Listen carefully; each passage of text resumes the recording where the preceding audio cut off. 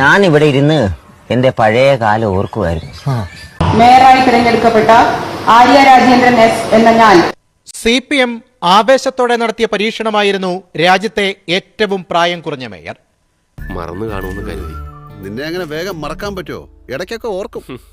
പിന്നെ കരുതി ആരെങ്കിലും തല്ലിക്കൊന്ന് കടലിൽ തല്ലി കാണും, അല്ലെങ്കിൽ ജയിലിൽ സുഖമായിട്ട് കിടക്കാന്ന്. പക്ഷേ 5 വർഷത്തെ മേയർ ഭരണത്തിന് ശേഷം ആര്യയ്ക്ക് കോർപ്പറേഷൻ തിരഞ്ഞെടുപ്പിൽ സീറ്റ് നൽകിയില്ല. അയ്യോ, അതെന്ത്? നിന്റെ കയ്യിലിരിപ്പതായിരുന്നല്ലോ. അന്ന് പാർട്ടി സെക്രട്ടറി പറഞ്ഞത് നിയമസഭാ തെരഞ്ഞെടുപ്പിൽ പരിഗണിക്കുമെന്ന്.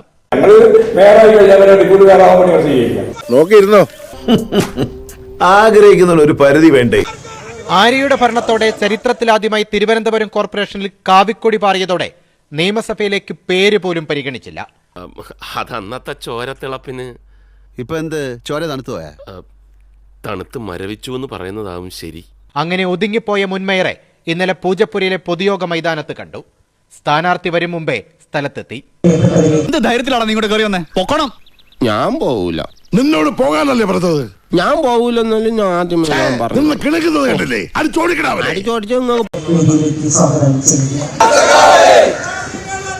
ഉദ്ഘാടകൻ വന്നപ്പോഴേക്കും കാഴ്ചക്കാരിയായി മൈതാനത്തെ ഒരു കോണിലേക്ക് മാറി.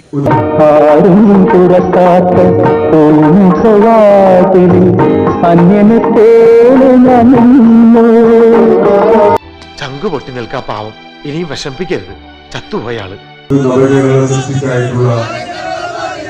മുന്നണിയിലെ പ്രധാന നേതാക്കളൊക്കെ വേദിയിലെത്തി. CPM ജില്ലാ കമ്മിറ്റി അംഗം കൂടിയായ മുൻമേയർ അപ്പോഴും കസേരയിൽ പോലും ഇരിക്കാതെ ഒരു മൂലയിൽ തന്നെ. മേലെ ഇമാതിരി കോളോട്ട് എന്നെ ആ മണ്ടലോട്ട് പറഞ്ഞു വിട്ടേക്കല്, പറഞ്ഞേക്കാം. നിർത്തിയങ്ങ് അവമാനിക്കുവാണെന്ന്. ചിലർ വന്ന് സൗഹൃദം പങ്കുവെച്ചു. ചിലർ ആര്യയുടെ കുഞ്ഞിനെ കളിപ്പിച്ച് കടന്നുപോയി. നീ കൂടെ കൈവിടരുത്. എന്നെ നമ്പി നീ ഇവിടെ നിൽക്കണ്ട. ഈ കാര്യത്തിൽ എനിക്ക് നിന്നോട് യാതൊരു സഹതാപവും ഇല്ല. അത്രയ്ക്ക് നീ ഇവിടെ കിടന്ന് അഹങ്കരിച്ചില്ലേ? ബെസ്റ്റ് രാജയോഗം. MA ബേബിയുടെ പ്രസംഗം 1.5 മണിക്കൂറും പിന്നിട്ട് തുടർന്നതോടെ നേരം ഇരുട്ടി തുടങ്ങി. മടുക്കാതെ മുൻമേയർ അവിടെ തന്നെ നിന്നു. സാരില്ലടാ, നീ എവിടെ പരിപാടി അവതരിപ്പിച്ചാലും ഇത് തന്നെയാണല്ലോ നിന്റെ വിധി. നമ്മൾ ഇത്തരത്തിൽ അന്വേഷിച്ചിട്ട് ഒടുവിൽ പ്രസംഗം കഴിഞ്ഞു. എല്ലാവരും ചേർന്ന് നിയമം പ്രകടന പത്രിക പുറത്തിറക്കി. അതും കാഴ്ചക്കാരിയായി നിന്ന് കണ്ട മുൻമേയർ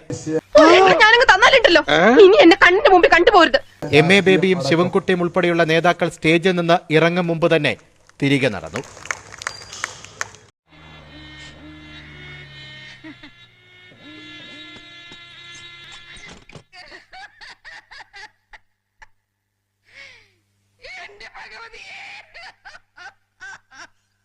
എന്നാ ഞങ്ങൾ അങ്ങ് ഇറങ്ങട്ടെ. ആയിക്കോട്ടെ, സന്തോഷായി.